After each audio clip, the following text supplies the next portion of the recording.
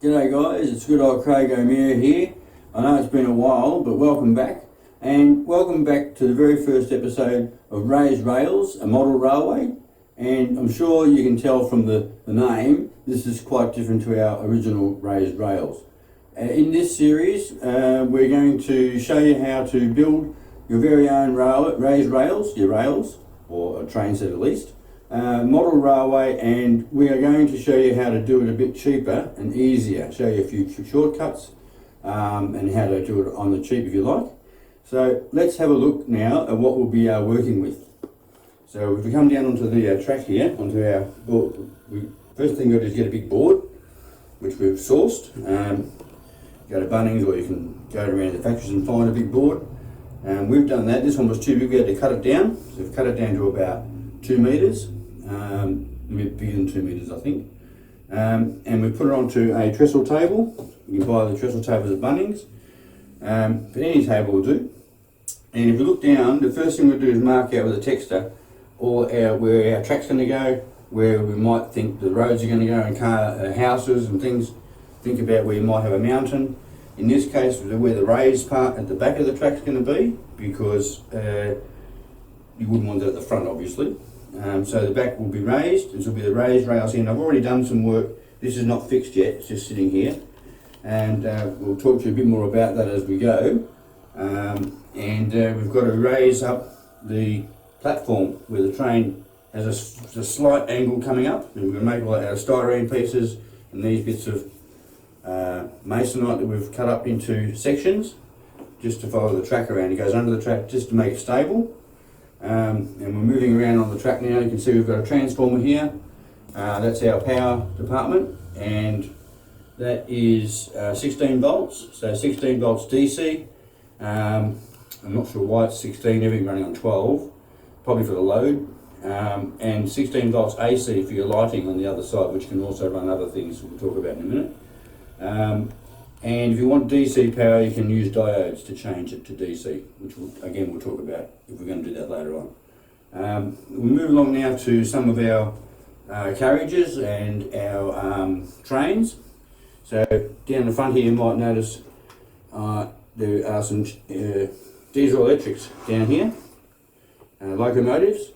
These ones we bought on eBay, and some of them on eBay, some on our local hobby shop. One of our hobby shops has second-hand trains.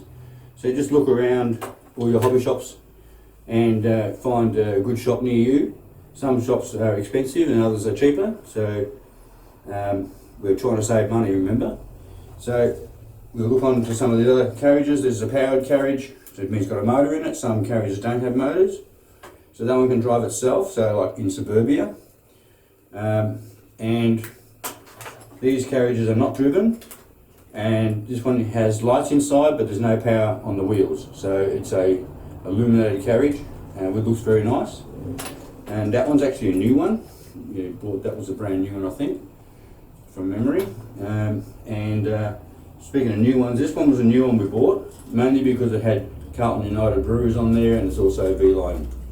So we had to buy that one, we couldn't just not buy that. And something like, I forget how much that was, probably about $30, $40 or something. Can't remember. Anyway, second-hand carriages are $10, roughly, maybe 20, depending on where you're getting them from. And so we'll move along a bit more when we talk about things like 3D printing. If you're lucky enough to have a 3D printer, you can print off a lot of things on your printer. So for example, things like tools. This is a gravel laying tool, which you might have to get the hacksaw out and make a few adjustments after the print, just to, it goes on the track, to adjust it for the track. Can't go to the track, I can show you, there's a bit there, maybe, it goes on there, and you fill up your gravel, and it puts the gravel nicely on under the track. Here is a re-railer, which we printed. You put your train on, and it goes on the track, and the train rolls off onto the track instead of trying to put the little tiny wheels on, which I have a lot of trouble with. So that makes it very easy. Things like houses you can print. This one has been done from the guy who runs our printer, and this is one we bought. Not much different. So really, really good. You can have a look at those two, you wouldn't tell that's been printed. And then of course you have to put it together. So that's fine. A lot of these come in kit form, some of them are built. There's another thing over here, we'll move around here. There's a container which we printed. Container, maybe wolf containers or whatever. And we move along here a bit more. Something we bought, like a service station or train, that was bought. Really good. Now I've got this in my hand, which is a boom gates, and I'll just show that working. And it operates by a string, which is to represent a cable. In the old days, this would have been cable driven, go under the track on one side of the track.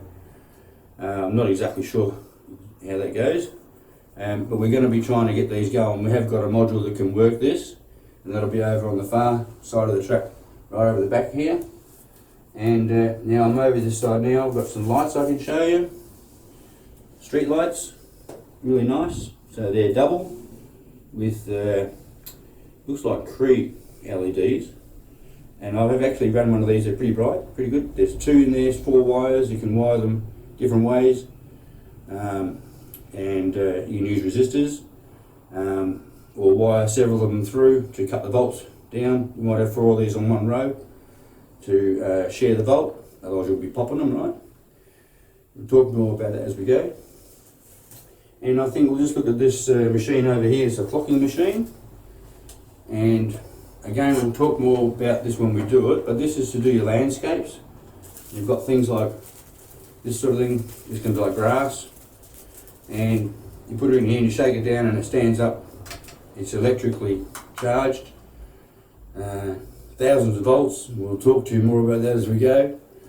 And we've got gravel, and these are made by Woodland Scenics, which is a very good brand of stuff. You can get this online as well, eBay, but your local hobby shop's got all these things.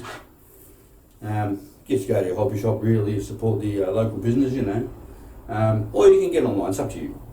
You can make your own even. I think we've got some charcoal there for the coal train.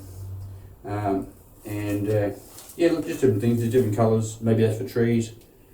But there's many things that you can get to do whatever you want to do. There's also books you can get. These are really good, give you ideas, tell you where the shows are, which is fantastic. I've also got a water kit over here. It's underneath everything, water to make an artificial lake. So you've seen what we're going to be working with, and now I want to speak to you about Raised Rails Part 2, which is the follow-up from our first Raised Rails. That's not happening at the moment because of the virus and everything that's going on around the joint. We sort of don't really want to go on the train at the moment, but they've completed all the Raised Rails. We want to go on the train, have a look at that, and we also want to have a look at the steam train, the Snowy 2 train that goes on the Raised Rails now as well. And that's been going before, but we would really like to get on that train. But we'll have some footage of that, or at least some footage of that coming through the track. So we haven't finished that video yet. We will be doing that in the future, but we're not doing it just yet. So that is coming. So we look forward to that as well. And that's it for today, I think. And we'll see you then, and we'll see you next time with the model Raised Rails. Bye for now. See ya.